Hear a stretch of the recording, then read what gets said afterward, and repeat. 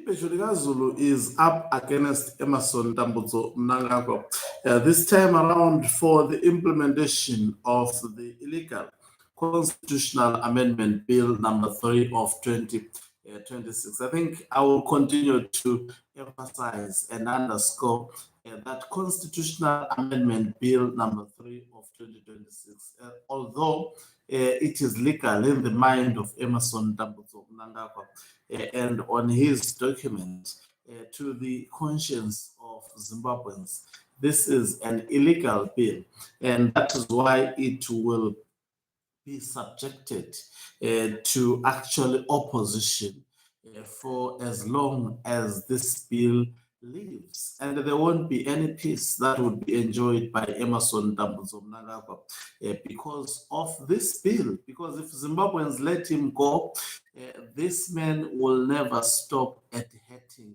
the people of Zimbabwe. Greetings and welcome to your lovely channel, the Hlonipani Global News. If you're watching us for the very first time, please do remember to press the red or black subscribe button so that next time when we beam live, you become the very first one to watch us. In a first major test of a critical section of recently enacted Constitutional Amendment Act number 3, as operationalization, a Bulawayo-based civic activist, that is Thamsanqa Ncube, and local pressure group, Ipeshulika Zulu, have filed an urgent constitutional court application for a declaratory order against President Emerson Mnangagwa's appointment of 10 additional senators, saying it is unconstitutional, unlawful, and unprocedural.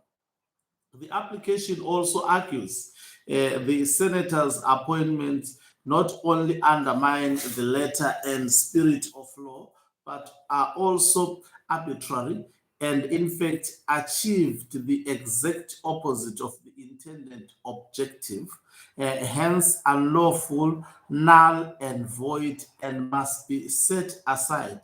Under the Constitution of Zimbabwe Amendment number 3 Act 2026, Section 121 was amended by Section 9 of the new changes to allow the president to appoint 10 more senators based on their professional skills and competences, expanding Senate from 80 to 90 members. The original memorandum to the bill HB 1 2026, before it became law, stated the purpose of the amendment. The provision allows the president to appoint 10 senators, raising the total number of senators to 90.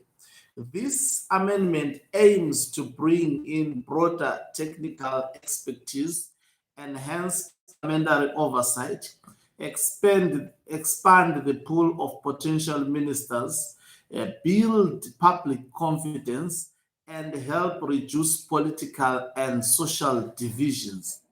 In making these appointments, the president was supposed to be guided by Section 121E of the Constitution as amended, consultations with Parliament, especially the Standing Rules and Orders Committee, constitutional amendments to the Electoral Act to facilitate the process, and more critically, professional skills and competences of the appointees. Ncube and Ipeshulika Zulu argue Mnangagwa did not comply with the Constitution and other critical requirements, including consultations with Parliament, setting the necessary legislative framework first, and choosing people with professional skills and competences in making the senatorial appointments. Speaker of Parliament Jacob Mutenda made an announcement of the new senators last week, saying Mnangagwa had appointed them after the recent constitutional amendments. The newly appointed senators include Jabulani Sibanda, Goodwills Masimiremba, Mary Mliswa Nokuthula Matsikenyere, Budawashe Chakwirei, General Retired Gibson Mashingaidze, Lucy Chitanga, Makosini Hlongwane, Brilliant Dube, and Irene Mutumba. Ncube, chairman of Ipechu Ligazulu, and his organization says the appointments violated Section 121E of the Constitution as amended and all other key requirements, and must thus be declared unconstitutional, unlawful, null and void, and set aside. The first application in the case the first applicant in the case is Ncube, and the second Ipechu Ligazulu. The respondents are Mnangagwa Mutenda, Justice Minister Ziambi, Attorney General Virginia Mapiza, and the 10 senators. The urgent application was filed by Ngobani Sithole of Sithole Law, seeking an urgent declaratory order to stop the swearing in of the new senators, saying it may cause irreparable harm to the constitutional architecture of Zimbabwe, compromise separation of powers, and erode public confidence in the country's legislative processes. The applicants argue Mnangagwa's powers to appoint the 10 senators under Section 121E of the Constitution must comply with the law procedures and ensure the new senators are appointed for the professional skills and competencies in consultation with the National Assembly. However, those appointments have turned out to be mere ZANU-PF and CCC political loyalists with no discernible professional skills and competencies required to enhance parliamentary capacity and oversight and widen the skills set base for possible ministers and other appointed officials. The applicant says the president appointed 10 career politicians from and of the same partisan political family, adding that no independent expertise has been brought into the Senate. So Emerson Tambutso, Mnangagwa are in trouble from Ipechu Ligazulu as well as also Ncube. They are of the argument that the 10 senators in the likes of what are the skills that Jabulani Sibanda is bringing to the Senate? What are the skills that Budawashe Chakwirei is bringing to the Senate? What are the skills and competences that brilliant an operative of Mnangagwa is bringing to the Senate? What is that retired general who is a loyalist of Emerson Tambutso Mnangagwa bringing to the Senate? So that is